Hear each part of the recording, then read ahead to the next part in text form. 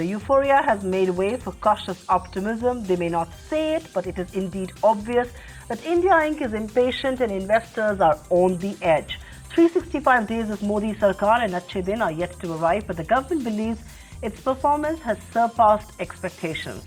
Finance Minister Jaitley emphatically stated that the Modi government has blended good governance with clever politics to put India on the high growth trajectory. FM Jaitley also promised a better tax regime for corporates and foreign investors, even as his government is on the back foot over the MAT levy on FIIs. The finance minister slammed the opposition for its obstructionist policies, but was hopeful that GST will somehow keep its April 2016 date. Modi 365, our special coverage on the first anniversary of the Modi government, is a top story on Business Tonight. Modi got a mandate to boost development and revive economic growth. So the Modi media blitzkrieg started with a report card of finance. And Jaitley highlighted the change from gloom to optimism. There was a general environment of gloom. उसके स्थान पर एक उत्साह का माहौल देश में बना है. Soft commodity prices has helped put the fiscal house in order. Both management of the fiscal deficit as also the quality of that fiscal deficit, where it's a fiscal deficit without any hidden fiscal deficit, are equally important. जितने आर्थिक पैमाने हैं, current account deficit, foreign exchange reserves, उनसे ये लगता है कि शायद इस वर्ष उसमें भी काफी सुधार होगा. But while much has been done to boost foreign inflows, the government insists tax stability is must to bring in foreign investment in the country. In the matter of taxation, tax simplification and taxation as an instrument of promoting growth. In the field of indirect taxation, we are in the process of creating history by bringing about the most important indirect tax reform in independent India, the GST. A year into governance, Modi's top lieutenant has his priority list ready. Jaitley, meanwhile, is already beginning to chalk out his to-do list for the next few months. आने वाले वर्ष के लिए भी सरकार का एक road map बिल्कुल स्पष्ट है. हमारी पहली प्राथमिकता है कि तुरंत अगले सेशन में जीएसटी पास हो, लैंड बिल हो. Modi Sarkar's last 1 year has been a period where expectations ran ahead of reality. The next 1 year will perhaps be about prudent pragmatism. Ruchi Bhatia and Suchetna Ray, ET Now, New Delhi.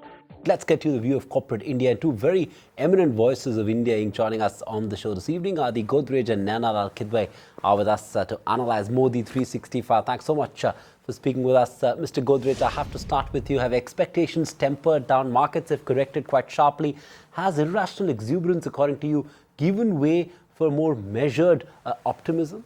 No, I think the people are very happy with the performance of the government in its first year. If you look at it, our macroeconomic situation has improved dramatically.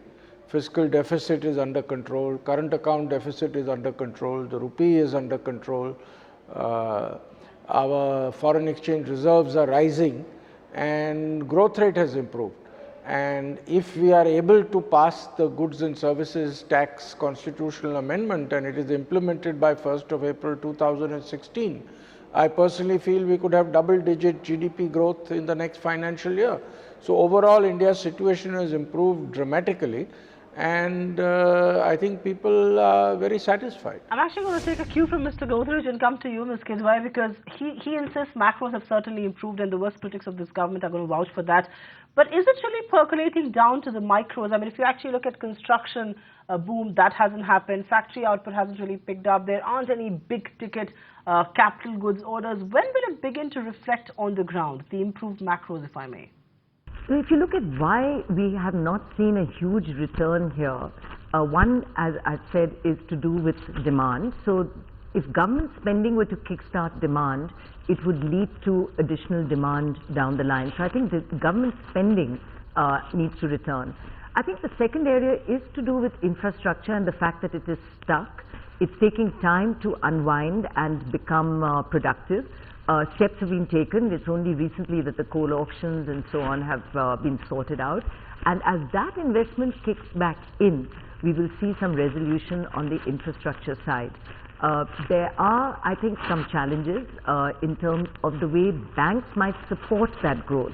So I think we do need to give attention to what is the liquidity in banks, our public sector banks in particular, which will support that growth as it comes back, because we do not have vibrant enough capital markets, debt capital markets, that can pick up where the banks are not filling the gap. So in the ideal scenario, banks should lend, and a year or two into the project, debt capital markets should take out the banks and enable these projects to get 10 to 15-year type of debt. So we need to address the financing side of the cycle quite critically. But Mr. Godrej, if I could come to you, why has the investment cycle not turned yet? Ms. Kidwai raised some points. Is it due to the demand slump, high cost of credit? What is it that's holding this back? Why aren't corporates investing? Well, one of it is that the demand growth improvement is slow. Secondly, I think Indian companies are improving the productivity of the existing assets and are getting much more out of existing investments than before. So the need for new investments is being postponed. And thirdly, as the growth rate picks up, there will bound to be more investment, because then the productive capacity will be required. So I'm not very concerned about that. Okay, let's talk about some of the misses. Ms. Kidwai, and you would surely appreciate how big a miss this has been, which is on taxation. For a government that had promised to end tax terror, does the entire MAT controversy prove that there still is a huge disconnect between what the political leadership says and what actually happens on the ground? I can only say on MAT that yes, the initial announcements caused a big concern, but you have to give this government full marks for then responding. It's not like they take a view, okay, we've announced it and now we're going to stick by it. They onboarded the suggestions, and we did see clarification and amendments that have come along the line. They have received a lot of input, including from FICCI, on suggestions that need to be onboarded in order to clarify and rectify, indeed, as we go forward.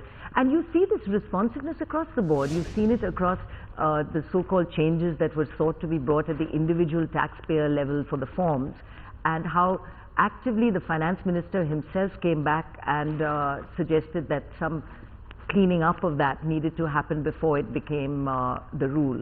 This is a little bit of give and take, and I think you have to give the finance ministry full marks for at least acknowledging at times when they hear things that this is not quite as it should be, and even if we've just made an announcement, we will come back to rectify, correct, and put things in order. Mr. Godrej, would you be as considerate, or do you believe this goes down as a big disappointment? Well, that was one of the areas of concern. I think this retrospective tax demands the government had said they would do away with, but unfortunately, for example, on MAT, on foreign institutional investors, there were retrospective demands. On one or two of the companies, there were retrospective demands. I think this should have been stemmed earlier on. Now they have set up a commission to look into this and stop it. All right, from the tax offer, let's really turn focus and talk about the structural reforms. Ms. Kidwai, and GST and Land Bill have both been delayed. Of course, they've now been referred to different committees in Parliament. Is that a dampener, or do you believe by referring it to panels and perhaps it's going to be passed in the monsoon session, the government has perhaps just been pragmatic? Well, pragmatic or not, it looked like it was the only option for someone who was looking at this from the outside. And of course, it's disappointing that GST, which has had this hugely long, arduous journey through different processes, the last government and now this, is still not on board. It's a very critical move, and one which I would hope goes beyond the politics of the country into the domain of the real economy, because we need it. We need it at a level of tax which the economy can stomach, so it's going to be quite key that it's not overly high. It needs to be deep enough that it tackles all industry. As it is, we have seen some exclusions. So it was a very pragmatic response of this government. I think what we have seen in the finance minister is a tremendous ability to onboard the states that were still sitting outside the dialogue. And given that we've seen the states come on board, it's going to be quite important to ensure that it is steered through Parliament for the good of the country. Mr. Godrej, comment on that. Are you as hopeful that he'll get states on board and the opposition on board? And do you see the GST going through in the next session of the Parliament? No, I am very hopeful that both of them will be passed in the monsoon session of Parliament, especially the GST constitutional amendment. But I know you're hopeful, but what about the role of the opposition? I mean, people are calling it obstructionist. Reforms, of course, have been stalled. Is it disappointing that the opposition is perhaps stalling reforms, at least the ones that they completely stood for when they were occupying the Treasury benches? Very disappointing. I think all political parties should put their shoulders together to get the economic agenda done so that the country prospers. It's unfortunate that we see the opposition always stalling economic reform. Ms. Kidwai, will let you have the last word and pick up on the point that Mr. Godrej made, which is that, did everyone fundamentally misread the mandate of 2014 and expected that, reforms overdrive will happen? Because the legislative logjam in Parliament that has followed on virtually every issue is a big disappointment. Do you think corporate India expected too much? I think if you look at the level of optimism and the magic wand that we thought had been given, yes, maybe we hadn't recognized that the processes through Parliament with a minority in the upper house were still issues that needed to be resolved. But having said that, we've finally seen an insurance bill emerge, which, as you know, for the last 10 years had been quite a journey. We've seen GST at least come through in a manner which is, I think, at least giving us hope that it will come through. So yes, maybe the exuberance of the mandate was one we had misread initially, and that is where the frustration today is beginning to settle in, because the reality on the ground is the movement forward is absolutely right, in the right direction, but maybe not at the pace that we had all hoped for. And in hindsight, maybe we were all wrong, because we expected more than was possible given the way our country's rules and Parliament operate. Right, I'm glad at least we are ending this on a candid note that yes, we had indeed misread mandate 2014. It wasn't going to be reform steamroll. Thanks very much, Mr. Godrej and Ms. Kidwai, for joining us right here in Business Tonight with your perspective on Modi 365. Find us on Facebook at facebook.com/ETNow, and don't forget to click the like button. You can also follow us on Twitter at ETNowLive. To stay updated with all our programming, hit the subscribe button on our YouTube channel by logging on to youtube.com/user/ETNow.